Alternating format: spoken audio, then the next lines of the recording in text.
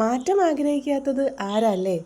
ബ്രേക്ക്ഫാസ്റ്റായും സ്നാക്കായും കഴിക്കാൻ പറ്റിയ ഒരു വെറൈറ്റി റെസിപ്പി നോക്കിയാലോ?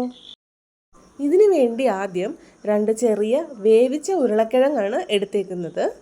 ഇത് കഴുകി വേവിച്ച് തൊലി കളഞ്ഞെടുത്തതാണ്. ഇനി ഇത് ഈ ഒരു ഗ്രേറ്ററിലൂടെ നമുക്ക് ചെറുതായി ഒന്ന് ഗ്രേറ്റ് ചെയ്തെടുക്കാം. ഇങ്ങനെ എടുക്കുമ്പോൾ എല്ലാം ഒരേ അളവിൽ തന്നെ കിട്ടും. അതുകൊണ്ടാണ് ഗ്രേറ്റ് ചെയ്തെടുക്കുന്നത്. അപ്പോൾ നമ്മളുടെ ഉരുളക്കിഴങ്ങ് പാകത്തിന് ചെറിയ കഷ്ണങ്ങളായി കിട്ടിയിട്ടുണ്ട്. ഇനി ഇതൊന്ന് മാറ്റി വയ്ക്കാം.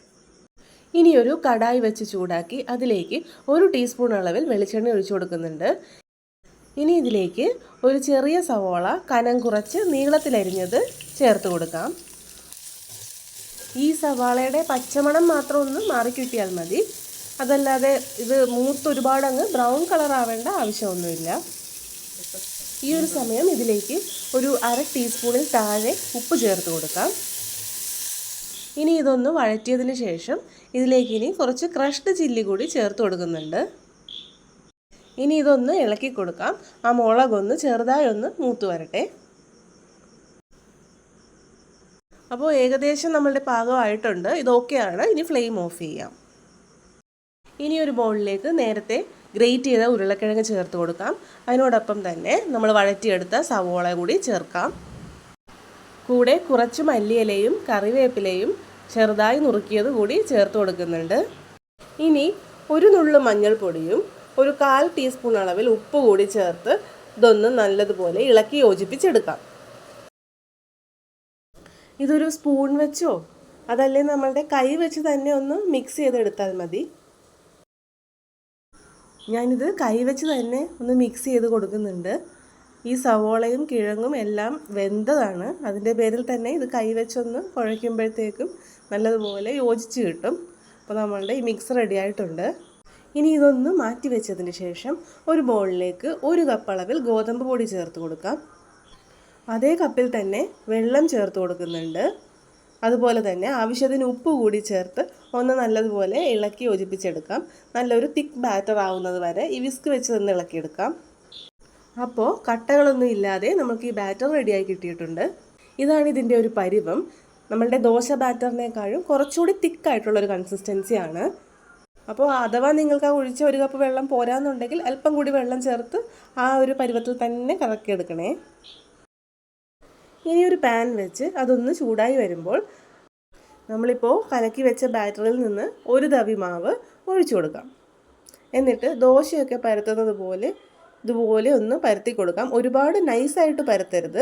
അതുപോലെ തന്നെ ഒരുപാട് വലിയ സൈസിലും പരത്തരുത്. ഇതുപോലെ കുട്ടി ദോശയായിട്ട് ചെറിയ ദോശയായിട്ട് വേണം പരത്താനായിട്ട്.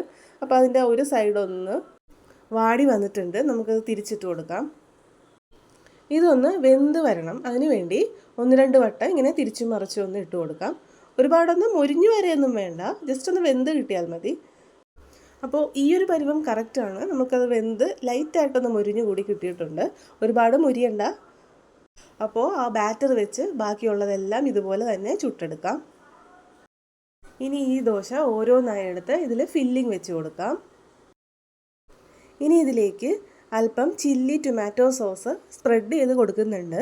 ഈ ഒരു സ്റ്റെപ്പ് ഓപ്ഷണലാണ്. ഇത് വേണ്ടാത്തവർക്ക് ഇത് സ്കിപ്പ് ചെയ്യാവുന്നതാണ്. ഇനി ഇതിലേക്ക് കുറച്ച് ചീസിൻ്റെ പീസുകൾ വെച്ച് കൊടുക്കാം. ചെറിയ കഷ്ണങ്ങളാണ് എടുത്തേക്കുന്നത്. അപ്പോൾ ഇതിൻ്റെ ഒരു സൈഡിലായി ചീസ് വെച്ച് കൊടുത്തിട്ടുണ്ട്. ഇനി ഇതിൻ്റെ മേലേലായി നേരത്തെ നമ്മൾ തയ്യാറാക്കി വെച്ചിരുന്ന ആ കിഴങ്ങിൻ്റെയും സവോളയുടെയും ഫില്ലിംഗ് കൂടി 1 സ്പൂൺ വെച്ച് കൊടുക്കാം. ഇതിന് ശേഷം കുറച്ചുകൂടി ചീസ് ഇതിൻ്റെ മേലേലായി ഒന്ന് ഇതുപോലെ വിതറി കൊടുക്കാം. അപ്പോൾ ഇതിൻ്റെ അകത്ത് വെക്കേണ്ട ഫില്ലിംഗ് എല്ലാം ഇവിടെ റെഡി ആയിട്ടുണ്ട്. ഇനി ഇതുപോലെ ഒന്ന് പകുതിയായി ഇത് മടക്കി മാറ്റി വയ്ക്കാം. ഈ ദോശയുടെ 2 സൈഡ് തമ്മിൽ ഒട്ടേണ്ട ആവശ്യമൊന്നുമില്ല. അല്ലാതെ തന്നെ വെച്ചാൽ മതിയാകും. അപ്പോൾ ബാക്കിയുള്ളതെല്ലാം അതേപോലെ തന്നെ ഫില്ലിംഗ് വെച്ച് ഇവിടെ റെഡിയായി എടുത്തിട്ടുണ്ട്.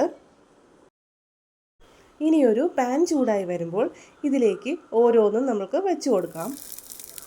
വലിയ പാനൊക്കെ ആണെങ്കിൽ നിങ്ങൾക്ക് ഒരേ സമയം തന്നെ എല്ലാതും മൊരിച്ചെടുക്കാൻ പറ്റുന്നതാണ്. എൻ്റെ ഇപ്പോൾ ചെറുതായതുകൊണ്ട് ഞാൻ 3 എണ്ണനെ വെക്കുന്നുള്ളൂ.